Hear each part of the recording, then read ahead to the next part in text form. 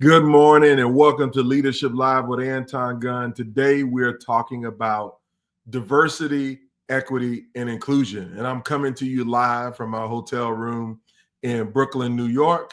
As I just finished a keynote yesterday with a great group of leaders where we didn't specifically talk about diversity and inclusion, but you could 100% see that it was evident in the room of leaders that I was working in.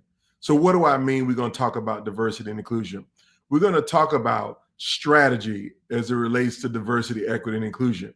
And there are a lot of organizations, contrary to what is on the news and what you hear about, there are a lot of organizations that are still committed to diversity and inclusion, that they have a strategy for making sure their workforce is diverse, that they include all voices, and that they treat people equitably, fairly, and create an environment where everybody's successful. Now, let's be clear that there's some people out here who would love to make you believe that diversity, equity, and inclusion is illegal. There is no such thing as illegal DEI unless you are just saying, I'm hiring you specifically because of your race, your ethnicity, your gender identity, and I'm excluding other candidates. See, this is not about exclusion. This is about inclusion, that you should be including all candidates for all opportunities, evaluating them on a rubric that is measurable, that is objective, and then making a decision that gives your company and organization the greatest advantage to be successful in the industry that you're in. See, the strategy works. Diversity strategy works. It has been. And if you don't believe me, let me just go ahead and tell you, I've been there and done that. As a matter of fact, my work was a part of the reason why an organization that I worked with made it on Forbes' list for the top 500 employers in America for diversity, debuting on that list at 53. And then a year later, we're continuing to do the work. We moved up 40 spots to number 13, above companies like Apple, Disney, etc., companies that we know are diverse. Now, how were we able to do this? Well, I'm happy to tell you how we were able to do it because it's all about strategy. It is about data-backed strategy, that the numbers do not lie. That if you don't have diverse people in your candidate pool, then you never gonna have diverse people in your workforce. If you don't have diverse places where you post your positions, you won't ever get diverse people in your candidate pool. And if you don't build an inclusive environment where you have recruited, attracted, interviewed, and hired diverse people, but within 6 months or a year that those same people leave your organization, it's because you don't have a strategy to make sure that they feel respected, valued, included, and most importantly, visible in the organization. Now, I know I'm sounding redundant on this whole DEI conversation, given where we are in the world, but I really wanted to point this out, and that there are a lot of organizations who are still continuing to do this work. And they're doing it the legal way, the effective way, the right way, the way that is sustainable. But I don't think that's the case for where you work. See, the companies who are doing it in a sustainable way is because they have retained people like me to help them to build the strategy. They've worked with leaders like me to know how to build it in, how they show up every day. Now, why would they work with somebody like me? Because they understand what I understand and what I want to talk about today. That your diversity strategy is not the problem. Leadership is the problem. I want you to hear me say that again. Your diversity strategy is not the problem. Leadership is the problem. Now, when I say leadership, let me give you a story. It's a little bit fictitious, this story, but it ain't totally fictitious because I'm telling you, I've seen this with my own eyes. You have a leader in a large-scale hospital system. Many times it's either a person in HR or maybe it's someone in nursing leadership. They know that they have had a revolving door of talent in and out of the organization, talent that meets any definition of diversity. They're women, they're people of color, they're people who are from outside the region in which they recruited them. It doesn't matter which definition or dimension of diversity you pick, that they were successful in getting people to come and work at that organization. Why were they successful? Because the organization has a brand of one of the best places to work, or U.S. News and World Report as top hospitals, top whatever. Like, it's on a list for the top something. And everybody wants to work at an organization that is known as being at the top for something. We all want to work at the best places, the best team. Like, everybody wants to go and play for the Super Bowl champion. Everybody does. You want to work in a winning organization. So whether you're doing DEI or not, you're going to recruit the top talent.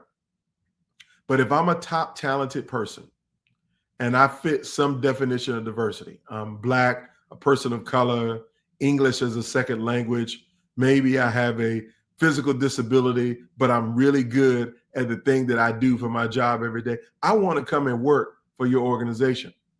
So attracting talent is not the problem. And you can look at the data and see if attracting the talent is a problem. And this organization looked at the data and saw that attracting talent was a problem, particularly in some key critical areas. So the organization set out to do something about it. They hired a consultant to do the assessment. The assessment showed that there are some holes that need to be filled. So they decided to put a team together, a strategy together. They hired a chief diversity officer. They empowered that chief diversity officer, gave this person the tools that he needed, the information that they needed, and then created this award-winning diversity strategy and diversity program to recruit, attract, retain, promote, develop, manage, coach, and lead in a way that created an environment that if you fit a definition of diversity, this is a place you wanted to be. They did all of the above. It was solid, super duper solid. And then about 6 months, they started to see that things were failing. Now, why were things failing? Because the CEO was never invested in a diversity strategy. What do I mean the CEO wasn't invested? The CEO never talked about it in any of his leadership meetings. But the CEO in one-on-ones would say, I'm very committed to diversity and inclusion, but couldn't find a way to open his mouth out about it in his senior leadership meetings. Couldn't find a way to open his mouth about it in any town hall meetings. When the reporters would come by and interview and talk about what's great about the organization, the CEO never talked about the diversity in the organization or the diversity strategy. So very, very quickly, everybody in the organization knew that the emperor had no clothes, that all of the people were invested in it, in the workforce, and they felt like it was going to be good. But when the CEO doesn't talk about the diversity strategy, CEOs talk about what's priorities for them. And clearly diversity wasn't a priority in this organization because the CEO never mentioned it, even though he greenlighted a budget to fund all of the programs, recruit the staff, to create the new positions. He put money behind it, but money doesn't matter when you don't have a message. Let me repeat that to you again. Money doesn't matter when you don't have a message, because without the message, nobody knows what the mission is. That was part one. Then the second part, because the CEO never said anything in his leadership meetings, and that said to the rest of the C-suite team, this ain't a priority for me either. So the chief operating officer also never said anything about it. And the chief operating officer is a person who's responsible for the breadth and depth of the workforce. Like, most of the talent is hired through the chief operating officer's chain of command. That's all of the nurses, that's all of the patient care techs, all the people in supply chain, all of the people who are involved in guest services, you name it, they all come up through the COO. And in this particular organization, because the CEO didn't say to the COO, diversity and inclusion is a priority. You need to make sure that we're sourcing diverse talent, having diverse interview pools, and giving the best candidates the opportunity to apply for the job and get the job. The COO said, this ain't my problem. I'm not expected to do this, so I'm not going to inspect what's going on. And so the COO wasn't doing anything. And then the third problem is that the VPs that reported to the COO never heard about the strategy, never knew it was a priority. They did see the chief diversity officer. They did see the chief HR person running around talking about diversity and inclusion, but they didn't put any structures in place to communicate with the workforce about why this was important, why it mattered, and why it made a difference. And this is what I call performative DEI. You give somebody a budget, you put them out on a stage and have them talk about diversity, but they have no power to transform the workforce through talent, recruitment, development, retention, training, etc. They got it all on paper. The program is top shelf, tip top, the best that you can think of, best practices across the board. But without a message connected to the people who work in the organization or who are in the community, you just whistling Dixie. And that's probably a bad turn of phrase, whistling Dixie, because nobody wants to be playing Dixie Confederate song. But you just whistling to yourself that we're committed to DEI, but not really doing anything that demonstrates you're committed to DEI. This is the problem in most organizations, that they talk about it, but the leadership is not being about it. The leadership is not invested. So you can have as many unconscious bias programs as you want. You can have as many programs around microaggressions as you want. You can talk about, inclusion for people who have disabilities and following the ADA laws. You can talk about gender identity, sexual orientation. You can talk about all of those things. But it will only be conversation if the leadership is not showing to people that they are growing in real time, that they are doing their part to be the change that they want to see in the world. And so many times, people will look at an organization, hear about a diversity program, but the first thing they're going to do is they're going to go to the website and see, are there any diverse faces on the website? Any diverse customers, any diverse patients, any diverse staff members. And then they're going to click up top that says About Us. And then when it opens up, they're going to see a tab for leadership, and they're going to see a link for the board. And they're going to click on both of those. And if they look at that leadership page and there's absolutely no diversity on the leadership page, then that's going to send a strong signal to say that this organization is not diverse. That even by basic osmosis, you couldn't even get one person of color or one woman to join the organization.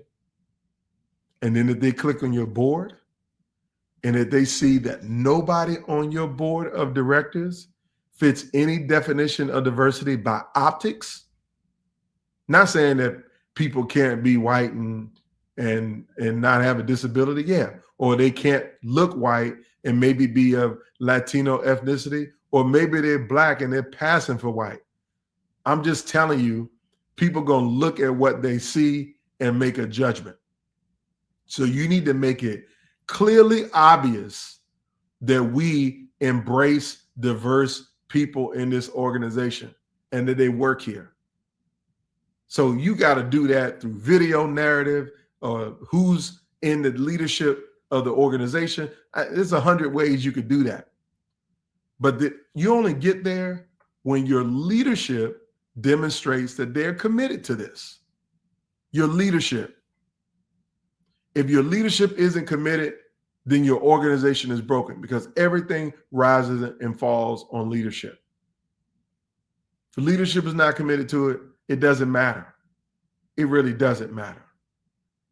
So I want you to understand that you can win with diversity, even in 2025, regardless of what people say. And let's be clear, when I say win, you can win on your approach to how you recruit and retain talent in the organization. But the organization that is most diverse, they're going to win across your industry. I mean, this is not anything made up, y'all. This is not me pontificating or me just telling you my opinion. It's not. This is scientific, data-backed, research-based, global perspective that the organizations with the greatest level of diversity in their leadership ranks outperforms their competitors in their industry. That's gender diversity. That's ethnic diversity. That's diversity of thought and diversity of perspective. The greater your diversity on your leadership team, the more people who can see what you can't see. People who can see around corners. I'll never forget, I worked as a chief diversity officer, and the CEO said this to me in a meeting. He said, I really love having you here because you think differently than everybody else. Most of the people around the table have medical degrees, MBAs, or masters in health administration. You have a master's in social work, which is a different perspective. It wasn't even about the fact that I was a Black man at the executive table.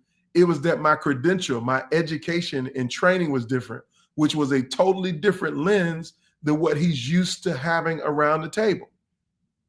He said other things. You can see things that I can't see.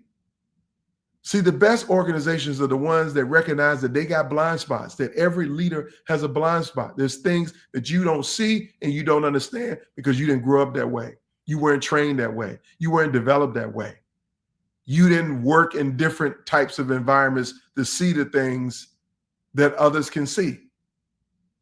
And so the best organizations are the ones that recognize that this is a leadership responsibility that they have to invest in recruiting, developing, and training their leaders to see things that other people can't see. This is a leadership challenge, a leadership problem.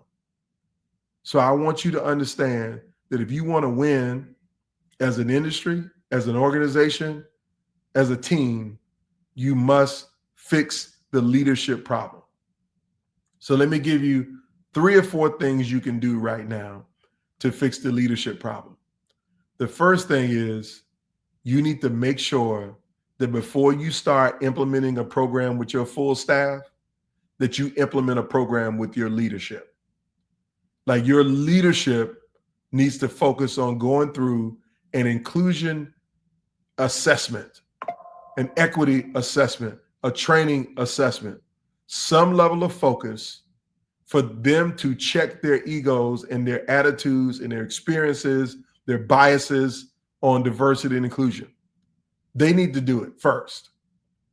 And then when they discover what their biases are, when they discover what their failures are, when they discover their biggest problems or their biggest gaps, if you will, they need to talk about those gaps.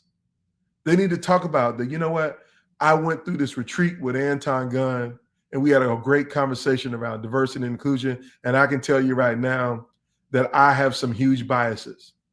My bias is that I'm biased against people who have visible tattoos. That might be an earth-shattering thing for you. Yeah, because there's a lot of people over the age of 50 who don't have a tattoo and who are repulsed by them and might be biased against talent coming into your organization that have visible tattoos.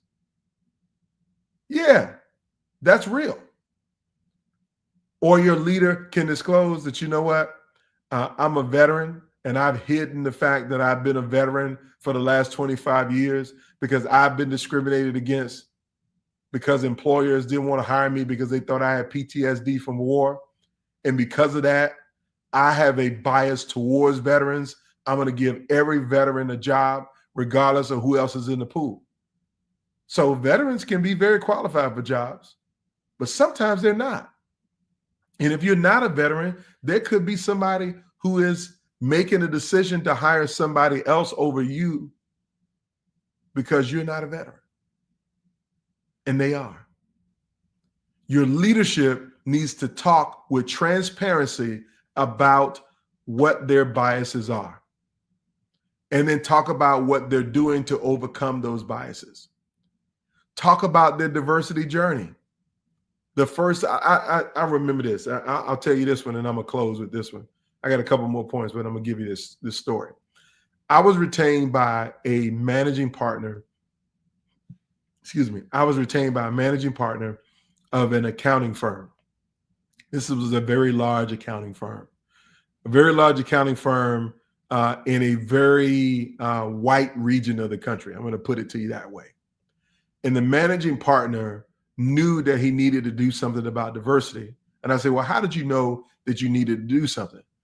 Well, he said, well, we have offices in a major city, which has a lot of diversity.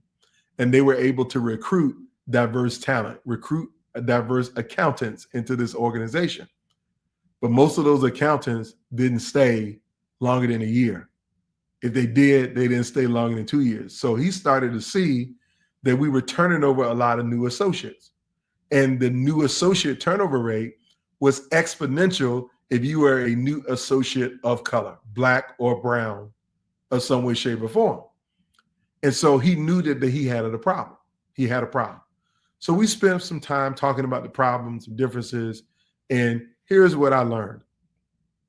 That this managing partner grew up in a very, very white and exclusive community. So much so, he didn't meet his first person of color until he was in graduate school. Not even in undergraduate school, because he went to undergraduate school in his community when there wasn't much diversity there. Maybe a few Indian students here or there, 1 or 2 African-American students. They didn't have big sports programs. They didn't have none of that stuff that might bring some other dimensions of diversity. So he went to a white school. And then when he went to graduate school, it was the first time he encountered Black professionals, Hispanic professionals, Asian professionals. And so he had some blind spots, but he said it was all fine. Then he graduated, goes to work at his firm, grows up through the firm, been there a long time, and now he's a managing partner. So what does he do? Because they're an accounting firm, they have to work on days when their clients are off. They have a lot of clients that are like nonprofit foundations, hospital systems, et cetera. So he would normally do his staff in-service meetings on a federal holiday. What was that federal holiday? The federal holiday was MLK Day. So he would do his all staff meetings on a Monday, all staff in service on a Monday, that is MLK Day, because he knew the rest of the clients would not be calling and blowing their phone up on this holiday, and that he could safely get his team to get some work done if he did it on that day. And he didn't understand why he was losing talent until I encouraged him to go have some one-on-ones with the people in his organization. And he learned that people were offended about not working, about working on MLK Day and not having the day off. So this leader knew that he was doing something wrong and he had some blind spots. So I told him, you got to be transparent about this. Tell him how you grew up. Tell him where you're from. Tell him what you didn't have a perspective on. But you're willing to learn, and you're willing to learn and grow. See, that's what leadership should be about. They should be focused on their personal growth and development. So if you want to fix your DEI strategy, it's not needing to fix it. You need to fix your leadership strategy, your inclusion strategy for your leaders. And maybe you need to reach out to me to have a conversation around how we can assess where you are as an organization and to help you to get there to a better place. And if you go to antongunn.com/resources, I have a diversity safety checklist that's on my website. On the free resource page, it's down at the bottom. It's a simple checklist to see whether your organization is ready to recruit, retain, and maintain diverse talent. And it's letting you know some questions, some basic, simple questions that I ask every organization who says that they're committed to diversity and inclusion. So I hope this has been helpful to you. I got to get ready to go catch a plane. I'm headed to Tampa, Florida, to have an impact on some leaders down there in the healthcare sector. And I got a virtual conference to do, but I'm out. Thank you for watching. Same bat time, same bat channel next Wednesday. You have a fantastic day. Take care.